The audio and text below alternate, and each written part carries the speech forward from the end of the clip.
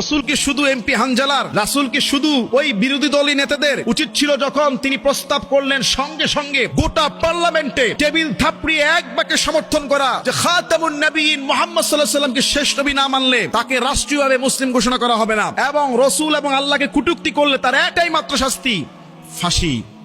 হাজী শরীয়তুল্লাহর বংশধর নবীর ওয়ারিস এমপি হানজালা যখন পার্লামেন্টে উঁচু কণ্ঠে বললেন যারা খাতামুন নবীন রাসূল সাল্লাল্লাহু আলাইহি ওয়াসাল্লামকে শেষ নবী মানবে না তাদেরকে রাষ্ট্রীয়ভাবে অমুসলিম ঘোষণা করা হোক, এবং তিনি যখন বলেছে আল্লাহ এবং আল্লাহর রাসূলকে যারা কটূক্তি করবে তাদের মৃত্যুদণ্ড শাস্তি নিশ্চিত করা হোক, তার এই কথার বলার সঙ্গে সঙ্গে আমি দেখলাম উনার আশেপাশে যারা ছিল সম্ভবত তারা বিরোধী দলীয় সদস্য, টুপি পাঞ্জাবি পরা, তারা টেবিল থাপড়িয়ে এটাকে সমর্থন জানিয়েছে। কিন্তু আমরা যখন দেখি পার্লামেন্টের অন্যান্য প্রস্তাবে পার্লামেন্টের আরো সংখ্যাগরিষ্ঠ মেম্বাররাও শামিল হয়, কিন্তু রাসূলকে শুধু এমপি হানজালার, রাসূলকে শুধু ওই বিরোধী দলীয় নেতাদের উচিত ছিল যখন তিনি প্রস্তাব করলেন সঙ্গে সঙ্গে গোটা পার্লামেন্টে